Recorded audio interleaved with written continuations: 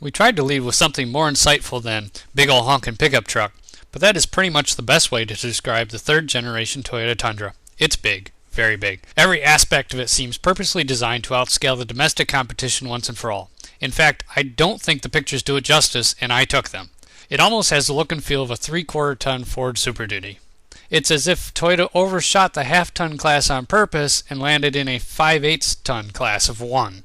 Clearly, this Tundra makes up for Toyota's last two half-hearted forays into the full-size pickup realm with girth to spare.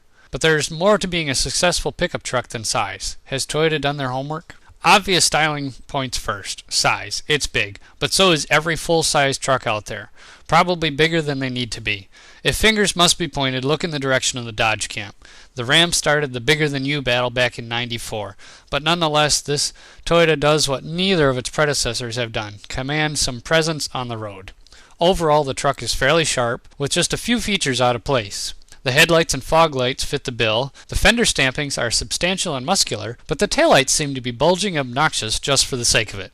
Our particular model had an affordable TRD package that specs a unique grille and large, beefy, aftermarket-looking wheels. We approve. Clambering up inside, and it is a hike, even for the 6-footers, we find a medley of atrociousness.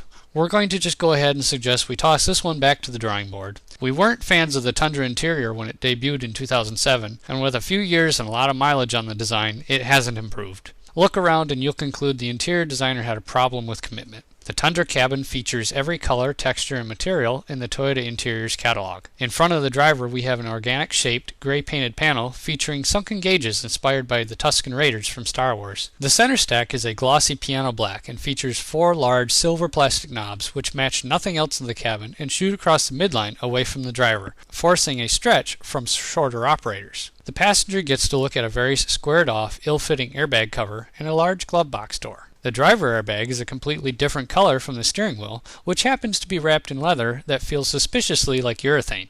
To top it all off, Toyota added very faux-looking wood trim that we suspect was harvested out of scrapped 1984 Buicks. The main HVAC and audio controls are found on the starboard side of the bridge, which made for a bit of a stretch for the 6-footers, which would be Diane Grenand. I, on the other hand, had to phone in radio tuning requests to my passengers in an effort to keep her between the lines. On the positive side of things, the redundant steering wheel controls pick up a bit of the slack the ergonomics team left on the floor.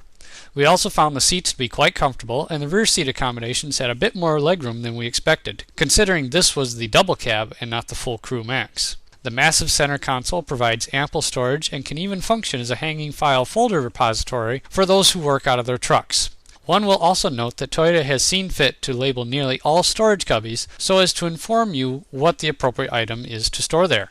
The cup holders are large, capable of holding down 2 32-ounce Gatorade bottles. The cabin was fairly well hushed except during engine startup, but enough of this surface level stuff. How about the meat and potatoes?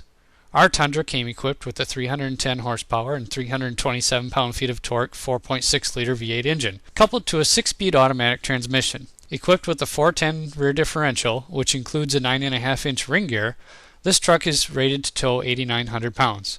Unfortunately, we didn't get a chance to load up the bed or lash on a trailer to evaluate that performance, but we were never left wanting when we got on the throttle, thanks in part to the well-tuned transmission.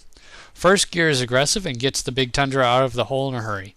The EPA gives the truck a 14 mile per gallon city and 19 mile per gallon highway rating, while we found the truck to be running mid-15s with us behind the wheel. Certainly not the most economical mode of transportation if you aren't going to really use it as a truck. The real problem here comes in the form of the 2011 Ford F-150. That truck's base engine is now a 3.7-liter V6 that produces 302 horsepower and 278 pound-feet of torque. Yes, the Ford has mildly lower ratings and is only rated to haul a 6,100-pound trailer, but it's also EPA rated at 16 city and 23 mile per gallon highway in two-wheel drive form. For a mere $70, Toyota will throw in the aforementioned TRD off-road package, which consisted of underbody skids, Bilstein shocks, and the previously mentioned Beefcake 18-inch 5-spoke wheels and aggressive BF Goodrich tires. However, those Bilstein shocks also contribute to a fairly stiff-legged ride, one a bit stiffer than the last Z71 we had in the fleet. Regardless, this is arguably the best value off-road package on the market and hands down the best value package available on the Tundra, considering the DVD nav will run you $1,690. The brakes were solid and strong, if a little touchy on initial application. Editors commented that the Tundra steering was slow and a bit lethargic, requiring far too much input for the amount of turning you got back. So the truck is big, looks good, drives well, and has the under-the-sheet metal bits to get most of any job done. But Toyota desperately needs to take this interior in for some plastic surgery and establish a single train of thought while moving materials quality up to the level Toyota is known for. Would I pluck $41,780 down for this beast of burden? Not with my own dollars. Not when a bow tie truck will score me an interior trimmed better than my living room, or a blue oval truck equipped with a mere V6 will tow 11,000 pounds, that being the EcoBoost 3.5 liter.